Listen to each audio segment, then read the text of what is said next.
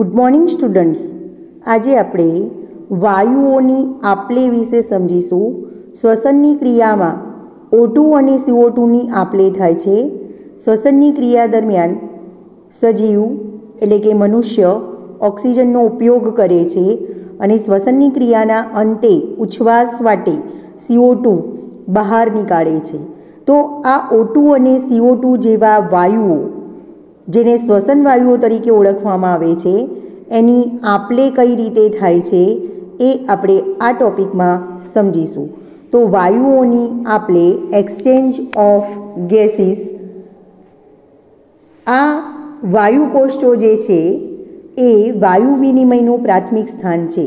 હવે વાયુકોષ્ઠ કોને કહેવાય તમને ખ્યાલ છે કે આપણે વાત કરી કે ફેફસાની એક જોડ આવેલી હોય છે અને એ ફેફસાની એક જોડ જે છે એમાં શ્વાસનળી જે છે એ શ્વાસવાહિનીઓમાં, શ્વાસવાહિનીઓ એ શ્વાસવાહિકામાં વિભાજિત થાય છે અને શ્વાસવાહિકાઓ ફેફસામાં અંતે વાયુકોષ્ઠોમાં વિભાજિત થાય છે। તો આ રીતના વાયુકોષ્ઠ જેવી રચના આવેલી હોય છે। તો આ જે વાયુકોષ્ઠ છે એ વાયુ વિનિમયનું પ્રાથમિક સ્થાન છે। ફેફસામાં આવેલા વાયુકોષ્ઠો એ વાયુ વિનિમય માટેનું પ્રાથમિક સ્થાન છે, યાદ રાખજો। વાયુકોષ્ઠો, ફેફસામાં આવેલા વાયુકોષ્ઠો એ વાયુ વિનિમય માટેનું પ્રાથમિક સ્થાન છે।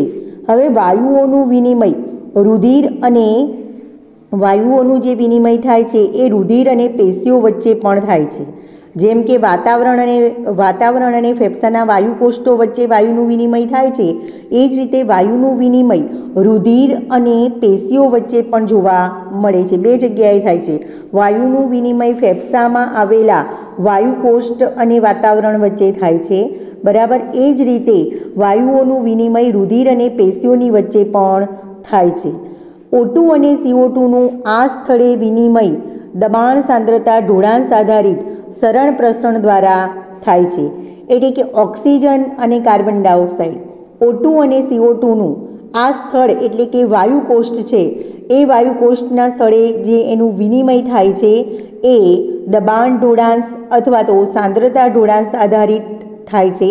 અને સાંદ્રતા ઢોળાંશ એટલે કે વાયુ જ્યાં વધુ હોય ત્યાંથી ઓછું હોય એ દિશામાં જાય એને સાંદ્રતા ઢોળાંશ અથવા દબાણ ઢોળાંશ કહેવાય છે।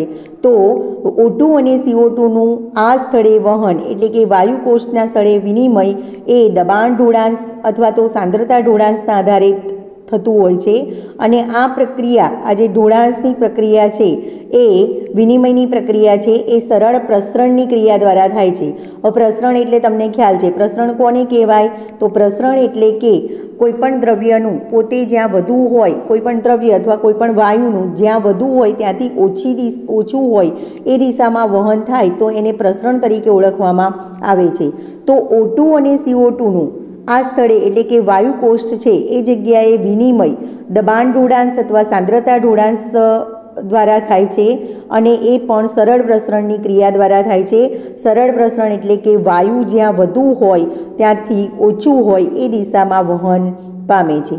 ત્યાર પછીનો પોઈન્ટ છે વાયુની દ્રાવ્યતાની સાથે સાથે પ્રસરણમાં સંકળાયેલ સ્તરની વાયુઓની દ્રાવ્યતાની સાથે સાથે પ્રસરણમાં સંકળાયેલ સ્તરની જાડાઈ પણ પ્રસરણના દર ઉપર અસર કરે છે। પ્રસરણના દર ઉપર અસર કરતા કેટલાક અગત્યના પરિબળો છે। હવે વાયુ કેટલા પ્રમાણમાં દ્રાવ્ય થયેલા છે એ તો વાયુ વિનિમયની ક્રિયામાં અગત્યનો ભાગ ભજવે જ છે, પ્રસરણની ક્રિયામાં અગત્યનો ભાગ ભજવે જ છે, પણ સાથે સાથે જે સ્તર છે, વાયુકોષ્ઠનું સ્તર છે અથવા તો પેશીઓનું જે સ્તર છે એ સ્તરની જાડાઈ પણ પ્રસરણના દર પર અસર કરે છે। તો વાયુઓની દ્રાવ્યતાની સાથે સાથે પ્રસરણમાં સંકળાયેલ જે સ્તર છે એ સ્તરની જાડાઈ પણ પ્રસરણના દર ઉપર અસર કરતું મહત્વનું પરિબળ છે। તો પ્રસરણની ક્રિયા પર બે બાબત અસર કરે છે, એક વાયુની દ્રાવ્યતા અને બીજું જે સ્તર પ્રસરણમાં સંકળાયેલું છે એ સ્તરની જાડાઈ એ પ્રસરણની ક્રિયા ઉપર અસર કરતું મહત્વના પરિબળો છે। ત્યાર પછીના પોઈન્ટની આપણે વાત કરીએ તો વાયુના મિશ્રણમાં કોઈક વિશેષ વાયુની દબાણમાં ભાગીદારીને આંશિક દબાણ કહેવાય છે. હવે તમારે અહીંયા આંશિક દબાણની વ્યાખ્યા યાદ રાખવાની છે. આંશિક દબાણ કોને કહેવાય? તો વાયુઓના મિશ્રણમાં કોઈ વિશેષ વાયુ બીજો હોય, વાયુઓના મિશ્રણમાં કોઈ વિશેષ ઓક્સિજન સિવાય કોઈ બીજો વિશેષ વાયુ હોય તો એના દબાણમાં ભાગીદારીને આંશિક દબાણ તરીકે ઓળખવામાં આવે છે. તો વ્યાખ્યા યાદ રાખજો. વાયુઓના મિશ્રણમાં કોઈ વિશેષ વાયુની દબાણમાં ભાગીદારીને આંશિક દબાણ તરીકે ઓળખવામાં આવે છે. ત્યાર પછી વાત કરીએ તો ઓક્સિજનને PO2 થી દર્શાવાય છે. ઓક્સિજનના દબાણને PO2 થી દર્શાવાય છે, જ્યારે કાર્બન ડાયોક્સાઇડને PCO2 થી દર્શાવાય છે. યાદ રાખજો, ઓક્સિજનના દબાણને PO2 થી દર્શાવાય છે અને કાર્બન ડાયોક્સાઇડને PCO2 થી દર્શાવાય છે. ત્યાર પછીની આપણે જો વાત કરીએ તો વાતાવરણીય વાયુઓ અને બંને પ્રસરણ સ્થાનોમાં આ બંને વાયુઓનું આંશિક દબાણ આકૃતિ અને ટેબલમાં તમને દર્શાવેલું છે. એની માહિતી આપેલી છે કે વાતાવરણીય વાયુ અને બંને પ્રસરણ સ્થાન એટલે કયા? વાયુ અને પેશીઓ, આ બંને પ્રસરણ સ્થાન થયા. તો વાતાવરણીય વાયુ અને બંને પ્રસરણ સ્થાનોમાં આ બંને વાયુનું આંશિક દબાણ કેટલું હોવું જોઈએ એ તમને નીચે એક ટેબલ આપેલું છે. એ ટેબલમાં એની માહિતી આપેલી છે અને આ ટેબલ અગત્યનું છે નીટ માટે. આમાંથી નીટમાં ઘણા બધા ક્વેશ્ચન પૂછાય છે. ફરીથી યાદ રાખજો, અહીંયા જે તમને ટેબલ આપેલું છે એ ટેબલ O2 અને CO2નું દબાણ દર્શાવે છે. કઈ રીતે? O2 અને CO2 બંને વાયુઓનું આંશિક દબાણ બતાવે છે. વાતાવરણીય વાયુમાં એનું દબાણ કેટલું હોવું જોઈએ? વાતાવરણીય વાયુ હોય તો એમાં એનું દબાણ કેટલું હોવું જોઈએ? પછી એક પ્રસરણ સ્થળ થશે વાયુ કોષ્ઠ અને બીજું પ્રસરણ સ્થળ થશે પેશીઓ, એમાં કેટલું દબાણ હોવું જોઈએ? ફરીથી યાદ રાખજો, અહીંયા જે તમને ટેબલ આપેલો છે એ નીટ માટે અગત્યનો છે. વાતાવરણની તુલનામાં પ્રસરણમાં સંકળાયેલા વિવિધ ભાગોમાં ઓક્સિજન અને કાર્બન ડાયોક્સાઇડનું આંશિક દબાણ તમને અહીંયા mmHgમાં આપેલું છે. અહીંયા તમે યાદ રાખજો, અહીંયા પાછળ તમને ટેબલમાં એકમ લખ્યો નથી પણ અહીંયા તમને એકમ આપી જ દીધો છે કે વાતાવરણની તુલનામાં પ્રસરણમાં સંકળાયેલ વિવિધ ભાગોમાં, પ્રસરણની ક્રિયામાં કયા ભાગો સંકળાયેલા છે? તો એક વાયુ કોષ્ઠ સંકળાયેલું છે અને બીજું પેશીઓ સંકળાયેલી છે. તો પ્રસરણમાં સંકળાયેલા વિવિધ ભાગોમાં ઓક્સિજન અને કાર્બન ડાયોક્સાઇડનું આંશિક દબાણ mmHgમાં આપ્યું છે. અને પ્લસ એની સાથે સાથે એવું આપેલું છે કે જે રુધિર ઓક્સિજન વિહીન રુધિર હોય તો એમાં એનું કેટલું પ્રમાણ હોય અને ઓક્સિજન યુક્ત રુધિર હોય તો એમાં એનું કેટલું પ્રમાણ હોય એ પ્રમાણ તમને mmHgમાં દર્શાવેલું છે. તો મોસ્ટ આઈએમપી ક્વેશ્ચન છે, નીટ માટે અગત્યનો છે, તમારે આ ટેબલ તૈયાર કરવાનો છે. તો અહીંયા પહેલાં શ્વસન વાયુ O2 આપ્યું છે. હવે આ શ્વસન વાયુ O2નું વાતાવરણીય વાયુમાં પ્રમાણ કેટલું હોવું જોઈએ? તો વાતાવરણીય વાયુમાં એનું પ્રમાણ 159 mmHg હોવું જોઈએ. અહીંયા તમને ક્વેશ્ચન નીટમાં આવી રીતે પૂછી શકાય કે શ્વસન વાયુ O2નું વાતાવરણીય વાયુમાં એનું દબાણ કેટલું છે? આંશિક દબાણ વાતાવરણીય વાયુમાં એનું આંશિક દબાણ કેટલું છે? તો 159 mmHg છે. આ રીતના તમને ક્વેશ્ચન પૂછી શકાય. પછી આ જ O2નું વાયુ કોષ્ઠમાં દબાણ કેટલું હોવું જોઈએ? તો ઓક્સિજનનું વાયુ કોષ્ઠમાં દબાણ 104 mmHg હોવું જોઈએ. ત્યાર પછી રુધિર ઓક્સિજન વિહીન રુધિર છે એમાં O2નું દબાણ કેટલું છે? તો 40 mmHg છે. ત્યાર પછી રુધિર જે ઓક્સિજનયુક્ત રુધિર છે એમાં O2નું દબાણ આંશિક દબાણ કેટલું હોવું જોઈએ? 95 mmHg હોવું જોઈએ. આ માહિતી તમારે તૈયાર કરવાની રહેશે નીટ માટે, બરાબર, અને MCQ માટે. ત્યાર પછી પેશીઓમાં એનું દબાણ કેટલું હોવું જોઈએ? તો પેશીઓમાં એનું દબાણ 40 mmHg હોવું જોઈએ. આગળ વાત કરીએ આપણે CO2ની. તો CO2 એટલે કે કાર્બન ડાયોક્સાઇડ, જે આપણે ઉચ્છ્વાસની શ્વસનની ક્રિયા દરમિયાન ઉચ્છ્વાસ મારફતે બહાર કાઢવામાં આવે છે. તો વાતાવરણીય વાયુમાં એનું દબાણ 0.3 mmHg હોય છે. વાયુ કોષ્ઠમાં એનું આંશિક દબાણ એટલે કે CO2નું આંશિક દબાણ 40 mmHg હોય છે. ઓક્સિજન વિહીન રુધિરમાં CO2નું આંશિક દબાણ 45 mmHg હોય છે. ઓક્સિજનયુક્ત રુધિરમાં એનું આંશિક દબાણ 40 mmHg હોય છે અને પેશીઓમાં એનું આંશિક દબાણ 45 mmHg હોય છે. તો આ બધી જ માહિતી તમારે નીટ માટે MCQ માટે તૈયાર કરવાની છે કે O2 અને CO2ના જુદા જુદા અંગોમાં એનું આંશિક દબાણ કેટલું હોય છે, વાતાવરણીય વાયુઓમાં એનું દબાણ કેટલું હોય છે, વાયુકોષમાં કેટલું હોય છે, ઓક્સિજન વિહીન રુધિરમાં કેટલું હોય છે, ઓક્સિજનયુક્ત રુધિરમાં કેટલું હોય છે અને પેશીઓમાં કેટલું હોય છે. તો અગત્યનો ક્વેશ્ચન છે નીટ માટે, મોસ્ટ IMP. તમારે આ ક્વેશ્ચન નીટ માટે તૈયાર કરવાનો રહેશે. આગળ આપણે વાત કરીએ તો આ જ વસ્તુ O2 અને CO2નું વિવિધ વાયુઓમાં અને વિવિધ અંગોમાં કેટલું એનું દબાણ હોવું જોઈએ, આંશિક દબાણ કેટલું હોવું જોઈએ એ તમને ફિગર ઉપરથી સમજાવેલું છે. તો આપણે ફિગર ઉપરથી સમજીશું કે વાયુનું વિવિધ અંગોમાં આંશિક દબાણ કેટલું હોય છે. આગળ અહીં તમને આકૃતિ આપેલી છે.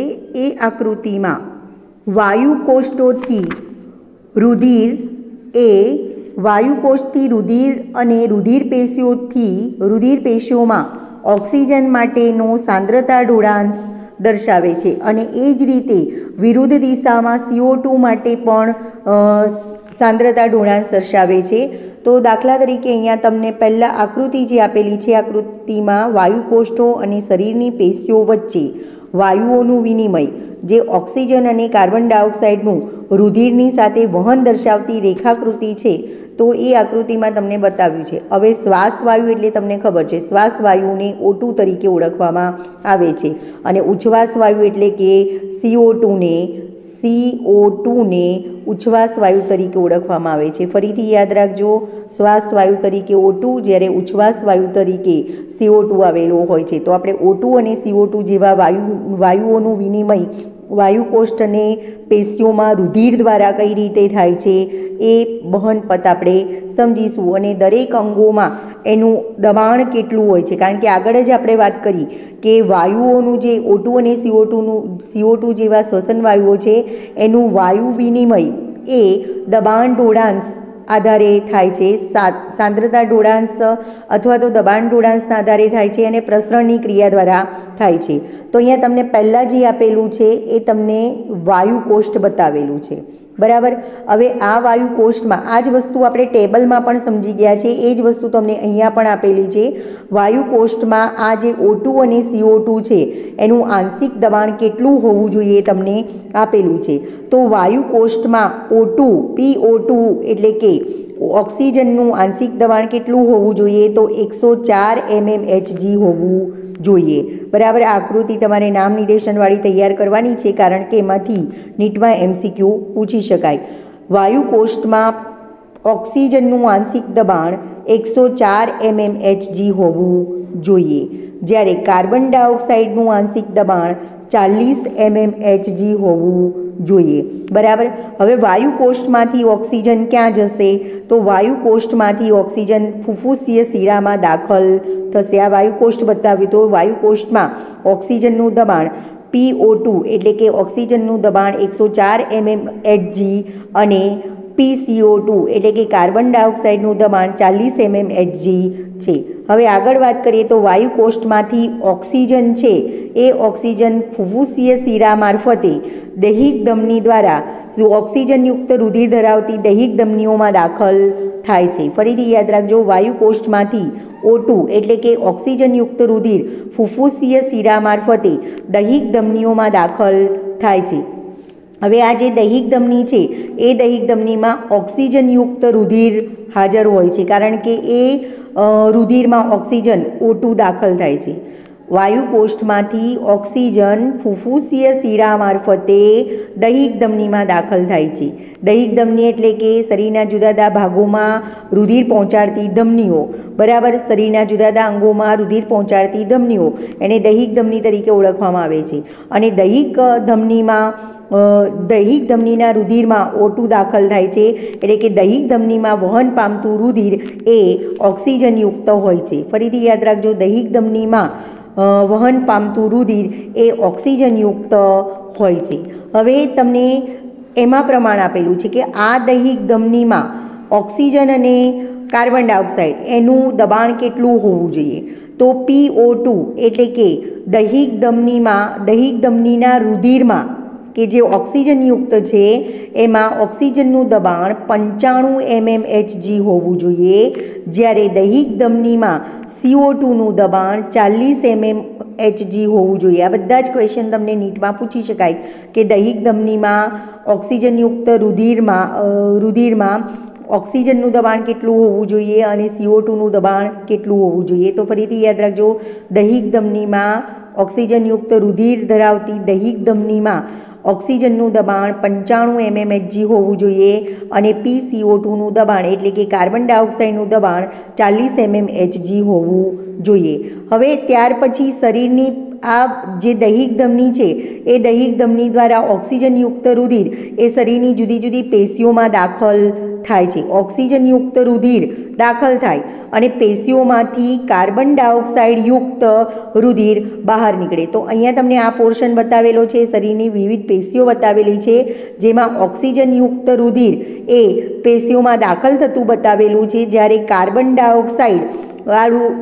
ડાયોક્સાઇડયુક્ત રુધિર એ પેશીઓમાંથી બહાર નીકળતું દર્શાવેલું છે. કારણ કે દૈહિક ધમનીઓ છે એ શરીરની વિવિધ પેશીઓને O2યુક્ત રુધિર પહોંચાડવાનું કામ કરે છે અને એમાંથી CO2યુક્ત રુધિર એ શિરામાં દાખલ થશે, દૈહિક શિરામાં દાખલ થશે. હવે આપણે વાત કરીએ દૈહિક શિરાની. તો દૈહિક શિરામાં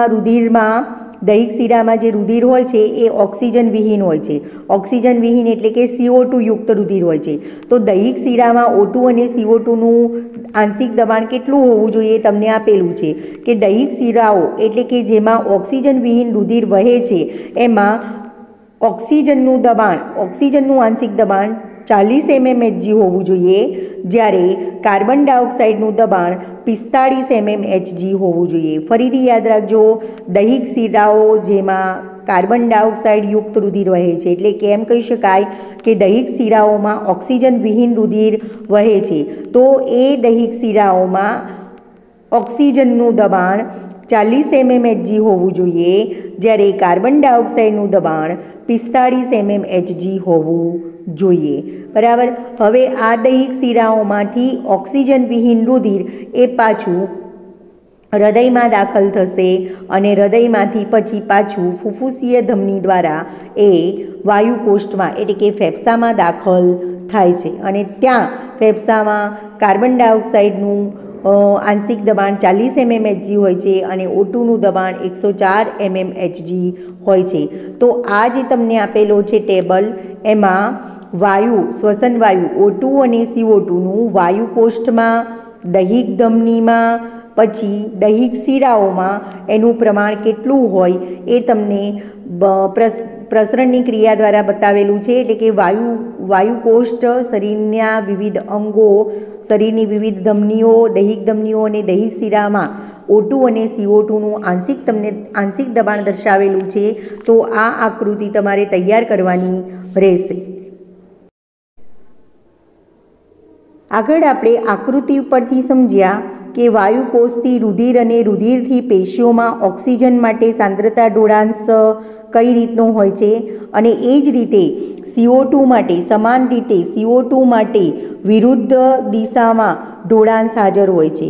બરાબર. એટલે વિરુદ્ધ દિશામાં એટલે કે જેમ આપણે ઓક્સિજન માટે વાત કરી કે ઓક્સિજનયુક્ત રુધિર એ વાયુકોષ્ઠોથી દૈહિક ધમનીમાં દાખલ થાય છે એટલે કે એ એનો સાંદ્રતા ઢોળાંશ છે. અને એ જ રીતે CO2નો વિરુદ્ધ દિશામાં ઢોળાંશ કઈ રીતે થાય તો પેશીઓથી વાયુકોષ્ઠોમાં. બરાબર. તો સમાન રીતે CO2 માટે વિરુદ્ધ દિશામાં ઢોળાંશ હાજર હોય છે એટલે કે પેશીઓથી રુધિર અને રુધિરથી વાયુકોષ્ઠોમાં દબાણ ઢોળાંશ હાજર હોય છે. એટલે કે જ્યાં વધુ હોય ત્યાંથી ઓછી દિશામાં હોય ઓછું હોય એ દિશામાં આગળ વહન પામે. હવે CO2ની જે દ્રાવ્યતા ત્યાર પછીના પોઈન્ટની આપણે વાત કરીએ તો CO2ની દ્રાવ્યતા O2ની દ્રાવ્ય કરતાં લગભગ 20 થી 25 ગણી વધારે હોય છે. મોસ્ટ આઈએમપી આ પણ તમને ક્વેશ્ચન નીટમાં પૂછી શકાય. CO2ની દ્રાવ્યતા O2 કરતાં કેટલા ગણી વધારે હોય છે તો CO2ની દ્રાવ્યતા O2 કરતાં લગભગ 20 થી 25 ગણી વધારે હોય છે. CO2ની દ્રાવ્યતા O2 કરતાં લગભગ 20 થી 25 ગણી વધારે હોય છે. આગળ આપણે વાત કરીએ તો પ્રસરણ સપાટીમાં પ્રતિ એકમ આંશિક દબાણથી પ્રસરણ થવાવાળી આ પોઈન્ટની આપણે વાત કરી રહ્યા છીએ. પ્રસરણ સપાટીમાંથી પ્રતિ એકમ આંશિક દબાણથી પ્રસરણ થવાવાળી CO2 ની માત્રા O2 ની તુલનામાં ખૂબ જ વધારે હોય છે. એટલે એવું કહી શકાય કે જે પ્રસરણ સપાટી છે એ પ્રસરણ સપાટીમાંથી પ્રતિ એકમ આંશિક દબાણથી પ્રસરણ થવાવાળી CO2 ની માત્રા O2 ની તુલનામાં ખૂબ જ વધુ હોય છે. એટલે કે જે પ્રસરણની સપાટી છે એ સપાટી ઉપર જે આંશિક દબાણથી પ્રસરણ થાય છે એ પ્રસરણમાં CO2 ની માત્રા એ O2 ની તુલનામાં વધારે હોય છે.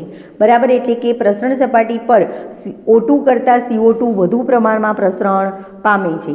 પ્રસરણ સપાટી, ત્યાર પછીનો પોઈન્ટ યાદ રાખવાનો છે.